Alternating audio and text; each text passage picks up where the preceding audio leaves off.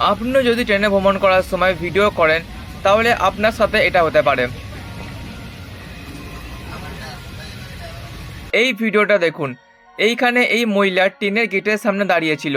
সেই সময় একটা ছেলে আসে এবং তার হাত থেকে ব্যাগটা কেড়ে নিয়ে যায়।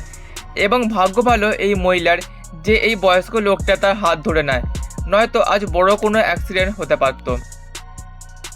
এবার এই ভিডিওটা দেখুন, যেইখানে এই সাদা টি শার্ট পরা ব্যক্তি কিভাবে এই লোকটা ফোনটা চুরি করে পালিয়ে গেল এবং ট্রেনে থাকা লোকটা হয়তো কিছু বুঝতেও পারেনি কি হলো এবং কি হয়ে গেল।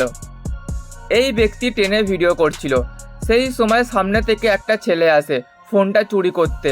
ও তো ভাগ্য ভালো যে এই ছেলেটা সঠিক সময় বুঝতে পেরে যায় এবং সে ভেতরে ঢুকে যায়, নয়তো তার ফোন আজকে खत्म।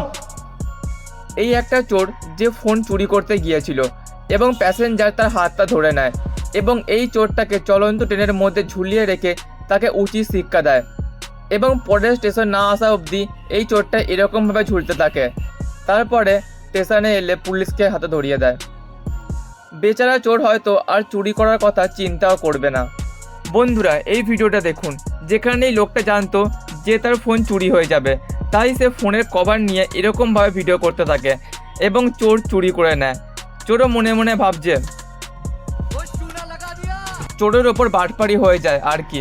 এবার এই ভিডিওটা দেখুন, যেখানে এরা একটা এক্সপেরিমেন্ট করে যে কত সময় লাগে একটা ফোন চুরি করতে।